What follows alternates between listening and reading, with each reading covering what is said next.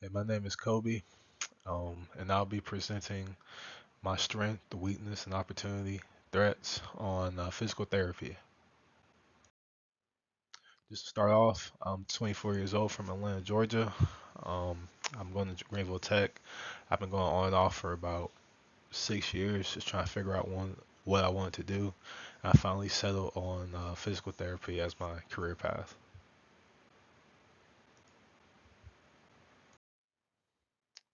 So my first, I guess, strength would be patience because in the field, you're going to have a lot of people who may be coming off of injuries or strokes or just sickness, and you can't try to rush them through their process. Everybody's healing process is different, and you just need patience to be able to understand that this person may need more time and more care to get them back to 100% or get them back to a better spot where they can start to have strength or recover from what ailments they were dealing with. My next point or strength would be being knowledgeable. Especially in a field like this, you have people who come to you for advice and who come to you to answer the questions that they don't have the answers to, or they can't really understand the answers to.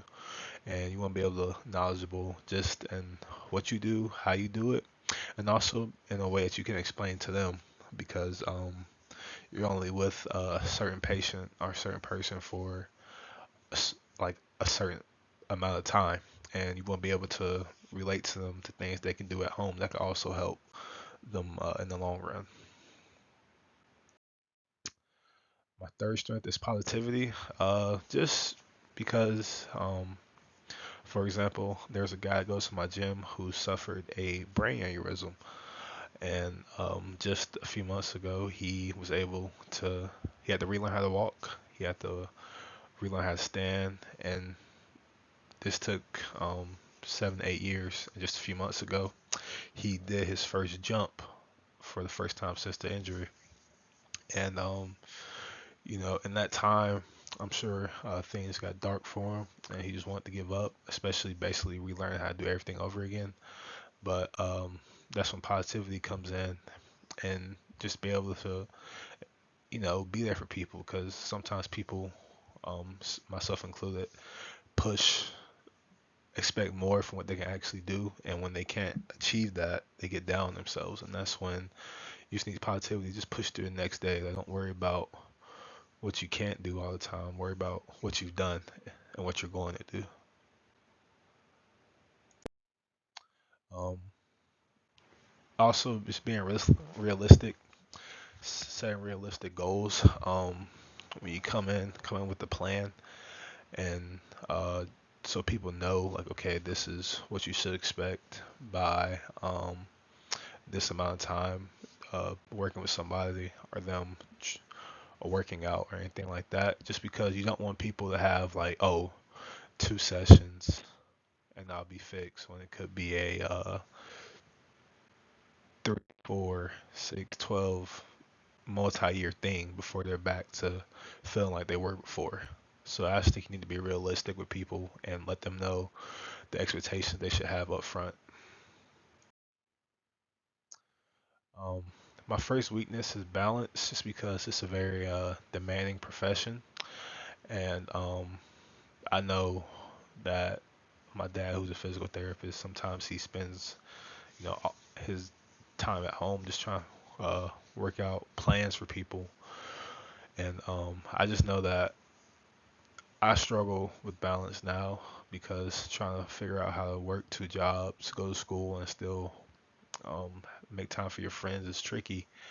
And sometimes I just get so caught up and just trying to be there for everybody, trying to be all these places at once that I don't really make time for myself. And I found that I get really drained when I do that. The next reason in physical therapy and kind of in life is self reassurance.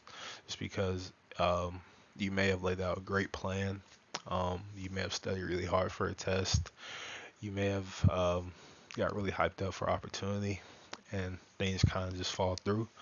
And just not to know that it's okay.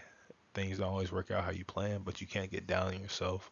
Because I know I tend to have a tendency to just shut down when things don't go my way, and that doesn't really benefit the greater good.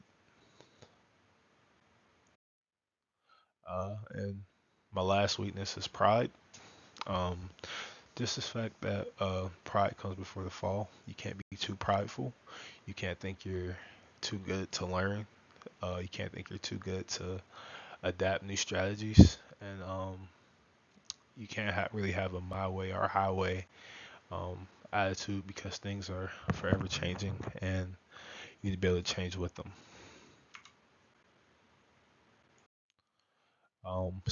Some opportunities or things about physical therapy. The average PT makes around 85,500 dollars.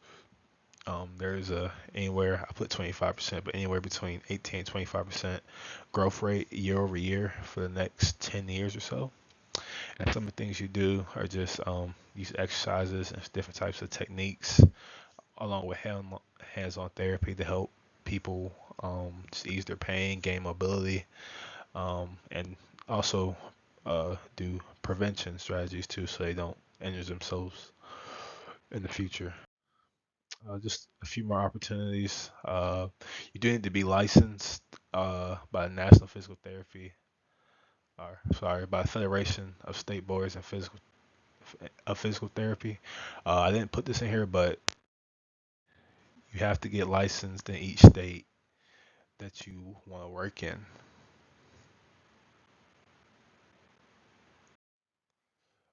I didn't really see any threats in physical therapy to the profession, but I do think that with healthcare getting more expensive and a lot of people do go to physical therapists through insurance, and with that getting more expensive, that some people might not be able to really pay for physical therapy because they can afford insurance.